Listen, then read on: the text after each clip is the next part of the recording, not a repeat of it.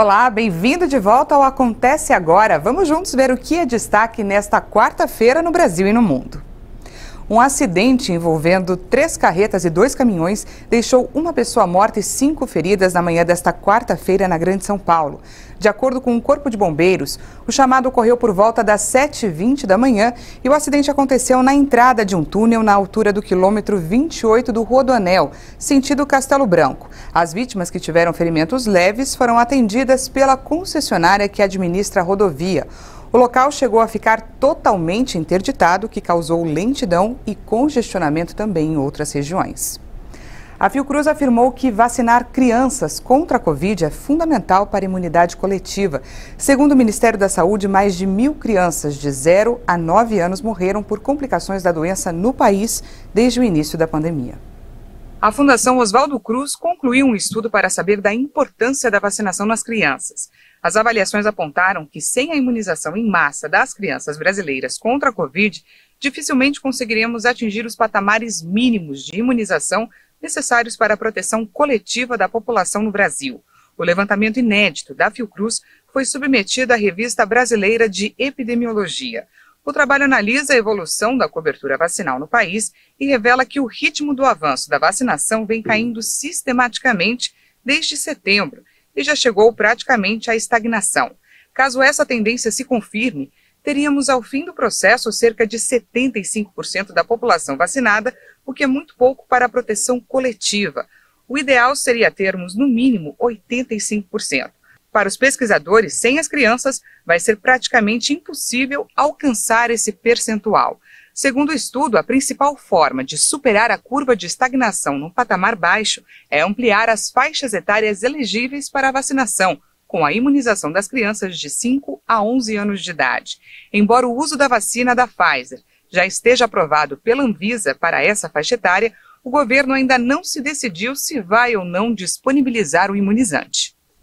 O Ministério da Saúde anunciou que vai abrir consulta pública sobre a vacinação infantil a partir de amanhã. De acordo com o texto publicado no Diário Oficial da União, o período, que vai até o dia 2 de janeiro, é aberto para que a população dê opiniões e contribuições através do portal do Ministério da Saúde.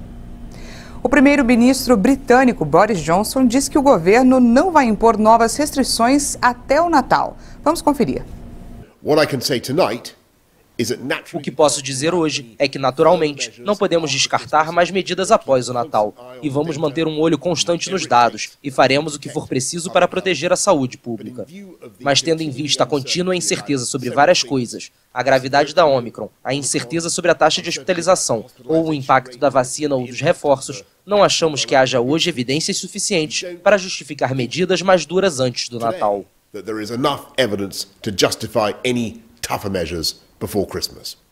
Johnson deu sinal verde para que as pessoas sigam com os planos natalinos, mas sugeriu cautela para continuar protegendo a si mesmos e entes queridos.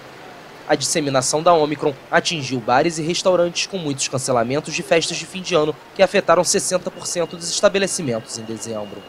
Para aliviar as finanças das empresas mais atingidas pelo avanço da variante, o governo britânico anunciou a liberação de 1 bilhão de libras, mais de 7,6 bilhões de reais. De acordo com o Ministério das Finanças, cerca de 200 mil empresas vão estar aptas para receber a ajuda para aliviar a queda na receita durante as festas, período essencial para os negócios. O presidente Vladimir Putin disse que a Rússia está preparada para responder com medidas militares ao que ele chamou de ações pouco amistosas do Ocidente. Putin também negou que a Rússia tenha dado um ultimato à OTAN, a aliança militar do Ocidente. Com relação aos documentos, projetos de tratados e acordos que foram enviados aos Estados Unidos e aos líderes da OTAN sobre a estabilidade estratégica, descobrimos que alguns de nossos críticos os interpretam como um ultimato da Rússia. É um ultimato ou não? Claro que não.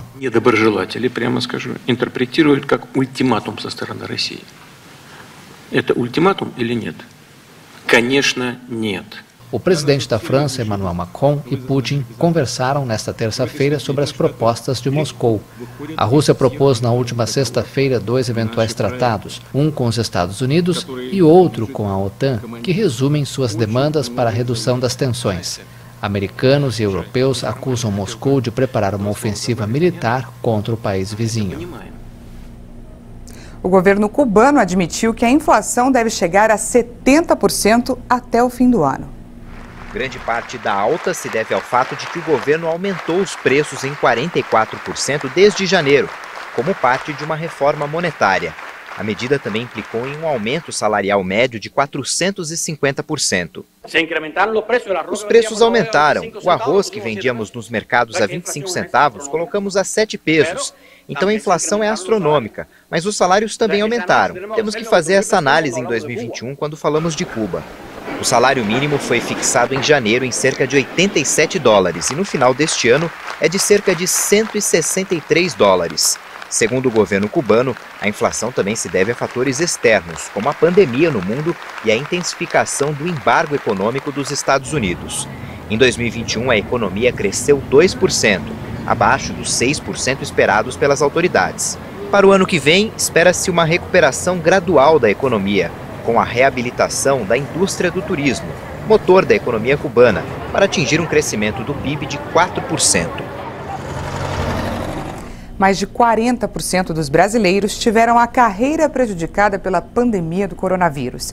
O desemprego e a falta de oportunidade atingiu mais as mulheres. Com a pandemia, muitas empresas não conseguiram manter suas contas em dia. Sem ter onde tirar mais recursos por estarem fechadas ou com menor movimento, se viram obrigadas a diminuir o quadro de funcionários e até a fechar as suas portas. Para saber sobre a influência da crise na vida das pessoas, a empresa de gestão e recursos humanos Minsight produziu uma pesquisa. O levantamento apontou que 44% dos brasileiros dizem que tiveram suas carreiras estagnadas por conta da pandemia do novo coronavírus. Para 73% dos brasileiros, a Covid-19 atrapalhou os planos de desenvolvimento profissional. O levantamento também aponta que os impactos da Covid afetaram mais mulheres do que os homens. Das mulheres entrevistadas, 58% estão desempregadas, enquanto entre os homens, 44% não estão trabalhando. Sobre a percepção do mercado de trabalho, 61% das mulheres afirmaram não sentir o mercado de trabalho aquecido e que não há vagas disponíveis. Entre os homens, 52% têm essa mesma impressão. O levantamento ainda revelou que 43,7% das pessoas ouvidas declararam ter sido demitidas durante a pandemia.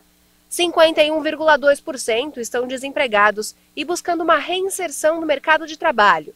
E 65,9% mudaram o plano de carreira por conta do coronavírus. Essa edição fica por aqui. Muito obrigada pela companhia. 13h tem mais informações com Renato Diniz. Eu espero você amanhã na edição das 10. Até mais.